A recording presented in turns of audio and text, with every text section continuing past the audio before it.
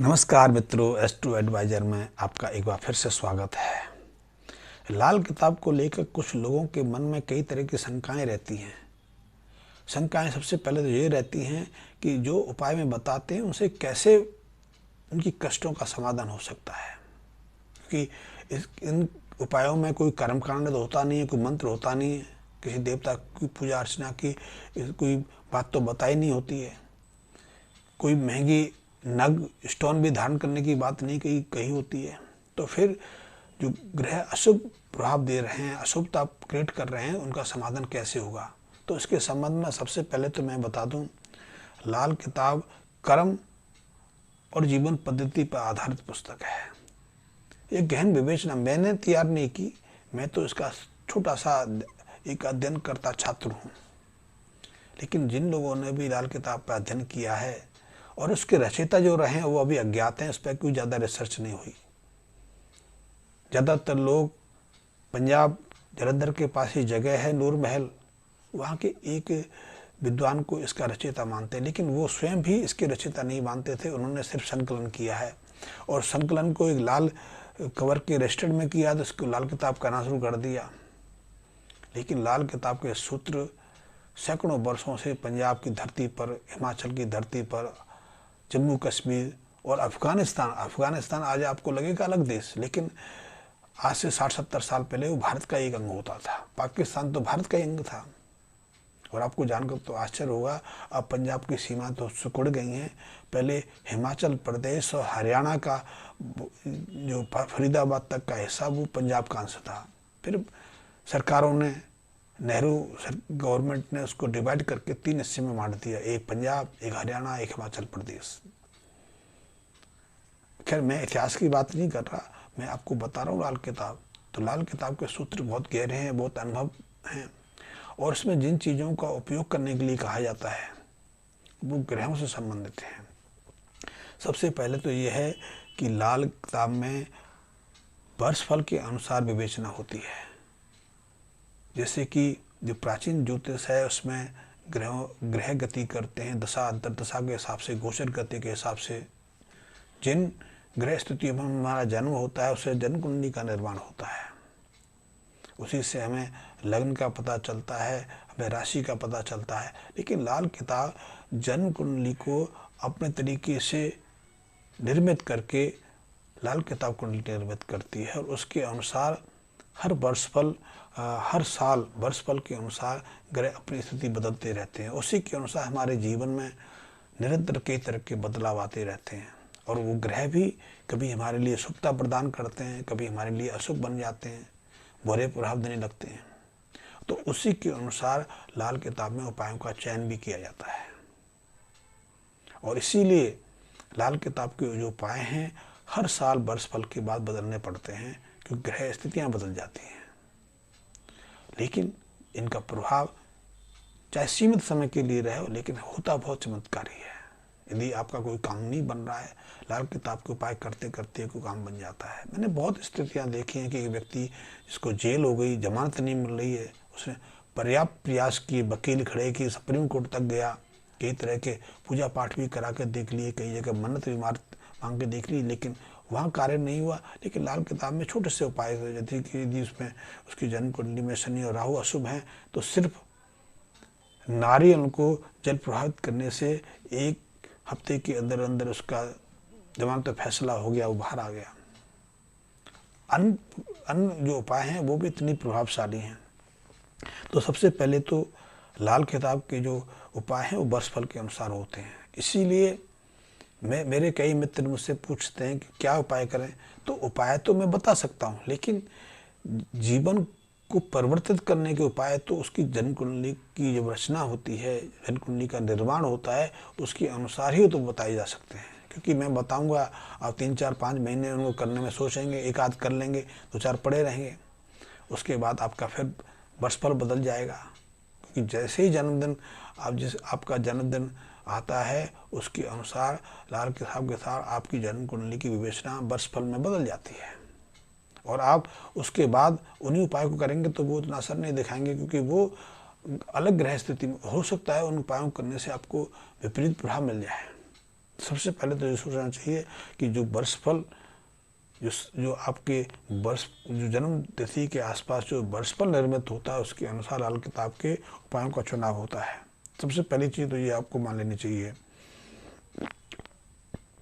लाल किताब में कहा गया है कि जो ग्रह आपको शुभ प्रभाव दे रहे हैं, शुभ असर दे रहे हैं, तो वो बुरे हो ही नहीं सकते। ये बुरे असर नहीं हो सकते तो उनके उपायों की जरूरत क्या है।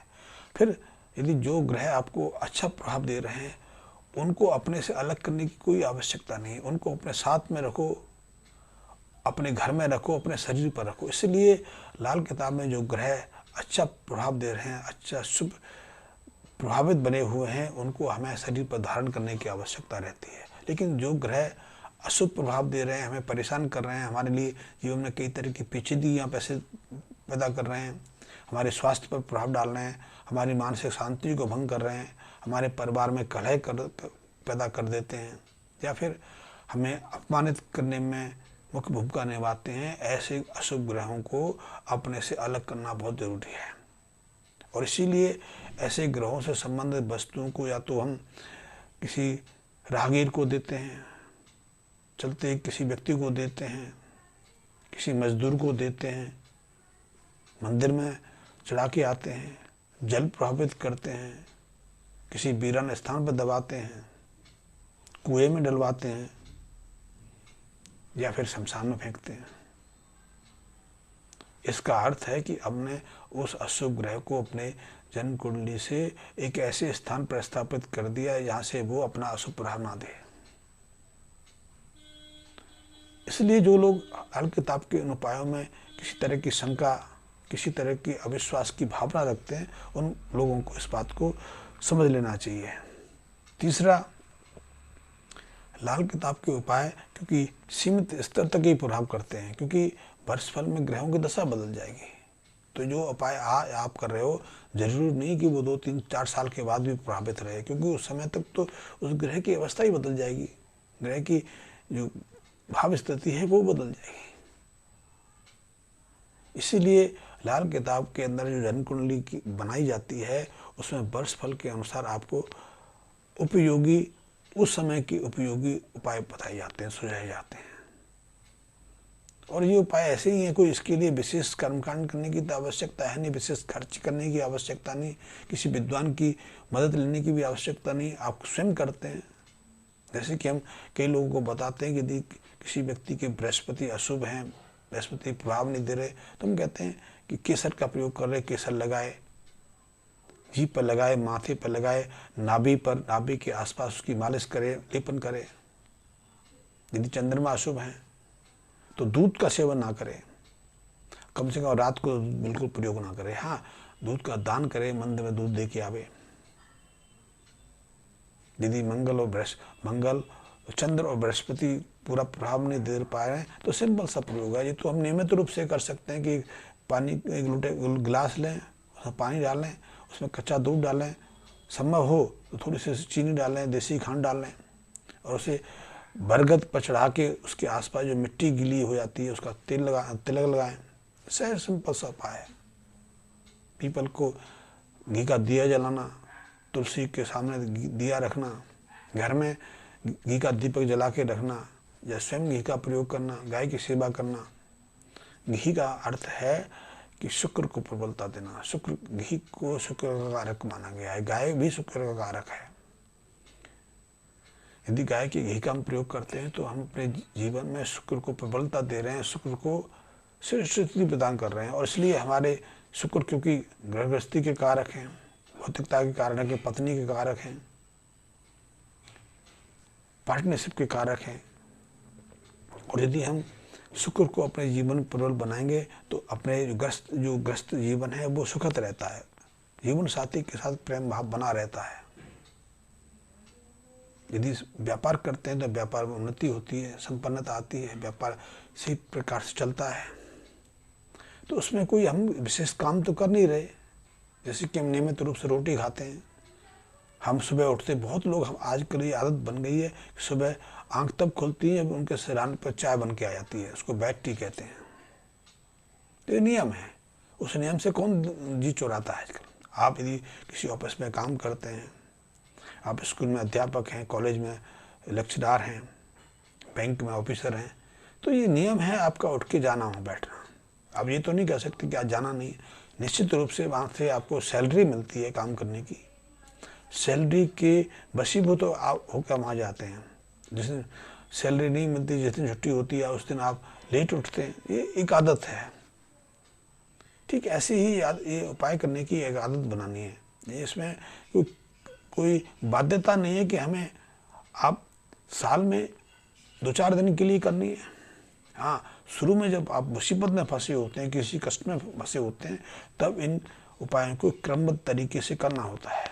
लेकिन ये भी कहा गया है कि लाल किताब के उपाय एक साथ कई मिला के नहीं करने चाहिए। एक समय पे एक उपाय का पालन करना चाहिए, उसके बाद कुछ अंतराल के बाद दूसरे उपाय कर सकते हैं, तीसरे उपाय कर सकते हैं। तो उसमें कुछ ज़्यादा समय खर्च करने की भी आवश्यकता नहीं है।